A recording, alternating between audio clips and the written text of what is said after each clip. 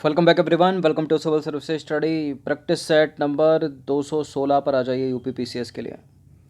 तो चलिए स्टार्ट करते हैं। प्लेलिस्ट इसकी बना रखी है, वहाँ पर आप टेस्ट नंबर 1 से लेकर 216 तक पहुँच सकते हो और डिस्क्रिप्शन बॉक्स में उसका लिंक है। तो क्वेश्चन नंबर 1 पर आ जाइए। बताइए निम्नलिखित में से कौन सा ध्वस्त नगर नहीं है।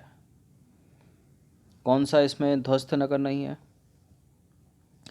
कुलधारा ध्वस्त नगर है, धनुषकोडी भी ध्वस्त नगर है, लखपत भी ध्वस्त नगर है, लेकिन चरखारी जो है वर्तमान में सही सलामत है। ठीक है, तो डी हो जाएगा इसका आंसर। तो ध्वस्त नगर वे परित्यक्य जो है नगर होते हैं जिनके अवशेष अभी भी दिखाई देते हैं। कुलधारा, धनुषकोडी और लखपत जो है वो ध्वस्त नगर हैं, जबकि चरखारी महोबा के पास स्थित एक वर्तमान नगर है। ठीक है,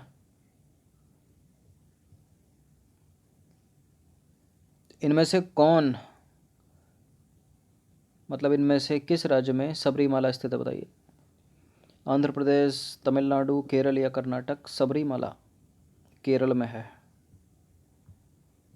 तो केरल की राजधानी तिरुवनंतपुरम से 175 किलोमीटर की दूरी पर पंपा है और वहीं से 4 से 5 किलोमीटर की दूरी पर पश्चिमी घाट के पर्वत श्रृंखलाओं के घने वनों के बीच समुद्र तल से लगभग 1000 मीटर की ऊंचाई पर स्थित है सबरीमाला मंदिर।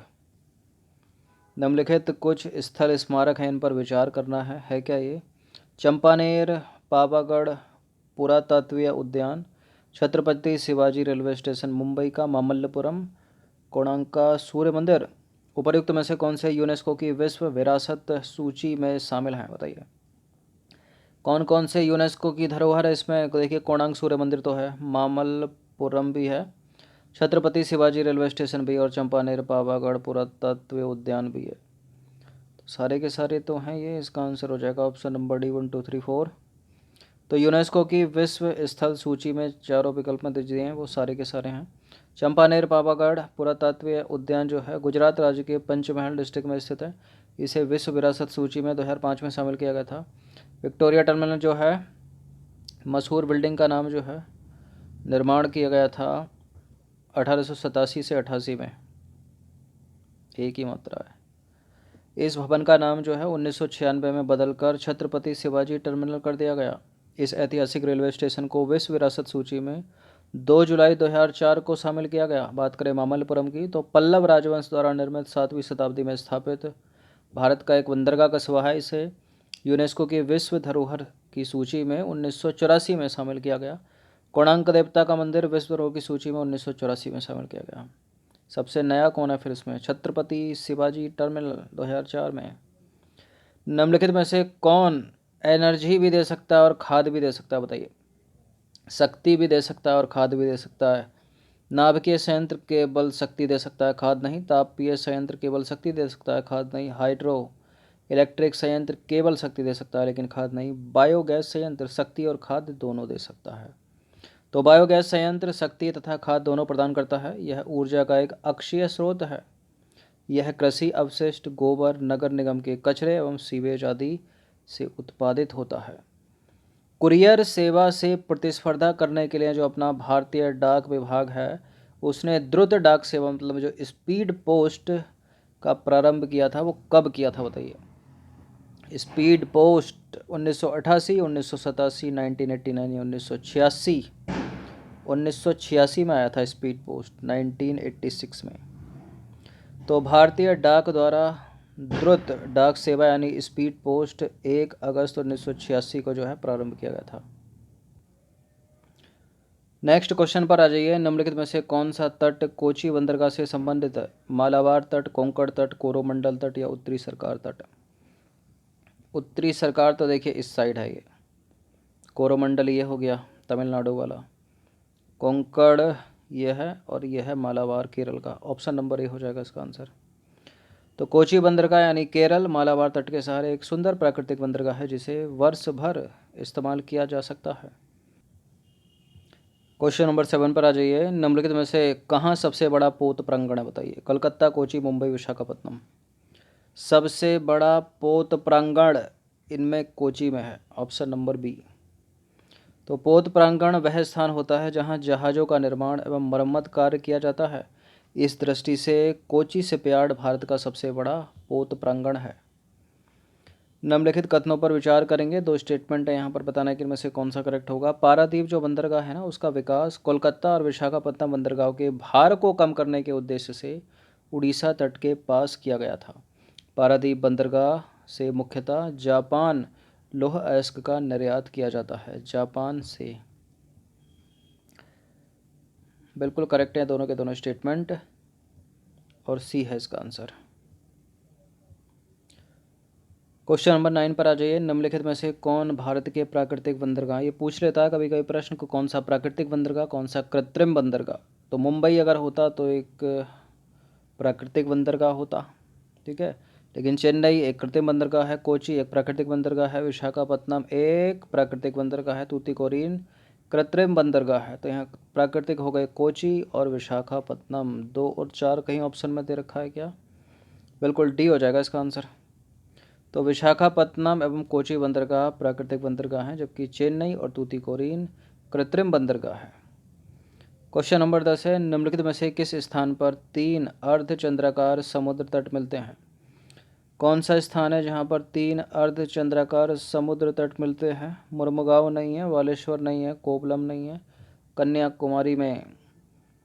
तो कन्याकुमारी भारतीय प्रायद्वीप का दक्षिणतम बिंदु है। यहाँ 3 समुद्र, हिंद महासागर, बंगाल की खाड़ी और अरब सागर मिलते हैं। क्वेश्चन नंबर, डायग्राम बना के दिखा दें। देखिए ये नीचे पूरा इंडियन ओशियन है, इधर अरेबियन सी है, इधर बंगाल की खाड़ी है। अब सब यहाँ मिलते हैं ना पानी यहाँ। क्वेश्चन नंबर 11 पर आ जाइए। निम्नलिखित में से कौन सी नदी 3 बार 2 धाराओं में विभक्त हो जाती है और कुछ आगे जाकर पुनः मिल जाती है? इस प्रकार श्रीरंगपत्तनम, शिव समुद्रम और श्रीरंगम के द्वीपों का निर्माण करती है। कौन सी नदी है ये? ना ये गोदावरी है, ना ये कृष्णा है, ना ये तुंगभद्रा है, यह है कावेरी नदी। तो कावेरी नदी कर्नाटक के कुर्ग जिले में ब्रह्मगिरी की पहाड़ियों से निकलती है और निकलकर 805 किलोमीटर लंबाई में बहकर 87,900 वर्ग किलोमीटर अपवाह क्षेत्र में प्रवाहित होती है। यह तिरुचिरापल्ली के निकट बंगाल की खाड़ी में मिल जाती है। इसका अपवाह क्षेत्र केरल, कर्नाटक, तमिलनाडु और केंद्र शासित प्रदेश पुदुचेरी में विस्तृत है।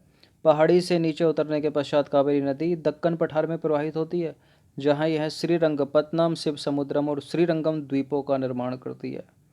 तो इम्पोर्टेंट है, कावेरी ब्रह्मगिरी की पहाड़ियों से निकलकर तमिलनाडु, केरल, कर्नाटक और पुदुचेरी से होकर बहती है। निम्नलिखित में से कौन सी नदी एस्चुरी नहीं बनाती?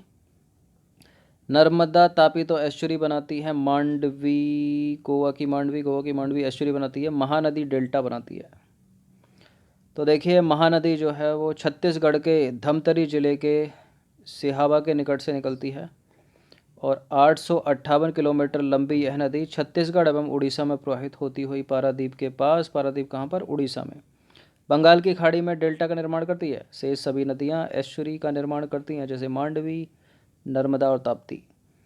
क्वेश्चन नंबर 13 पर आ जाइए। दक्षिण भारत की नदियाँ प्रमुख रूप से कौन सा अपवाह तंत्र बनाती हैं? अरिया, खंडित, वृक्षनुमा, जालीदार। दक्षिण भारत की नदियाँ मुख्य रूप से प्रमुख रूप से, चलिए अरिया को एलिमिनेट कर देते हैं। बताइए, खंडित, वृक्षनुमा, जालीदार। जालीदार भी चला गया, खंडित भी हटा दिया, वृक्षनुमा इसका आंसर हो जाएगा सी। तो दक्षिण भारत की नदियाँ मुख्यतः मेनली वृक्षनुमा अपवाह तंत्र बनाती हैं। तेल नदी निम्नलिखित में से किस नदी की सहायक नदी है? तेल नदी निम्नलिखित नदियों में से किस एक की सहायक नदी है? तेल है महानदी की सहायक नदी, ऑप्शन नंबर ए। तो तेल नदी महानदी की प्रमुख सहायक नदी है। यह नदी मात्र 8 किलोमीटर तक प्रवाहित होती है, बस 8 किलोमीटर। यह उड़ीसा राज्य की प्रमुख नदी है तेल नदी। और महानदी की अन्य सहायक नदियाँ कौन कौन सी हैं? शिवनाथ, जोंक, अब देखिए शिवनाथ, जोंक, हंसदो, इव और मांड। क्वेश्चन नंबर 15 पर आ जाइए। निम्नलिखित में से किस एक स्थान से, इनमें से किस एक स्थान से, नीचे 4 स्थान दिए हैं, भारत की 2 महत्वपूर्ण नदियों का उद्गम होता है? 2 महत्वपूर्ण नदियों का, ध्यान से सुनिएगा, जिनमें से एक उत्तर की ओर प्रवाहित होकर बंगाल की खाड़ी की तरफ जाने वाली दूसरी महत्वपूर्ण नदी में मिल जाती है और दूसरी अरब सागर की तरफ प्रवाहित हो जाती है। ये तो रीजनिंग लॉजिक टाइप का क्वेश्चन हो गया। मान लीजिए एक पॉइंट है वो, ये इसका जहाँ से निकलती हैं दो नदियाँ। एक नदी क्या बोल रहा है, भारत की दो महत्वपूर्ण नदियों का उद्गम क्षेत्र है ये, जिनमें से एक उत्तर की ओर प्रवाहित होती है, इसको उत्तर की ओर प्रवाहित करते हैं। बंगाल उत्तर की ओर प्रवाहित होकर बंगाल की खाड़ी की तरफ जाने वाली दूसरी महत्वपूर्ण नदी, बंगाल की खाड़ी की तरफ पहले से एक नदी जा रही है, दूसरी कौन सी, मतलब पहली कौन सी, चलो ब्रह्मपुत्र मान ली पहली, दूसरी कौन सी है, गंगा जा रही है इधर, तो दूसरी महत्वपूर्ण।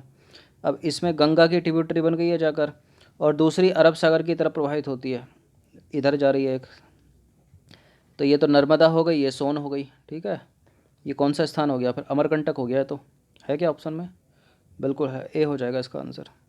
तो मध्य प्रदेश के अमरकंटक से सोन नदी एवं नर्मदा नदी का उद्गम होता है। सोन नदी उत्तर की ओर प्रवाहित होकर एक महत्वपूर्ण नदी जा रही है जिसको बोलते हैं गंगा, ठीक है। बिहार पटना के निकट जो है गंगा नदी में मिलती है, तथा जो नर्मदा है वो पश्चिम की ओर प्रवाहित होकर अरब सागर में मिलती है। तो ये इंडियन ज्योग्राफी के कुछ इंपॉर्टेंट प्रश्न थे, इनकी प्रैक्टिस एक बार कर लीजिएगा। सारे हो गए क्या 15? हाँ, धन्यवाद।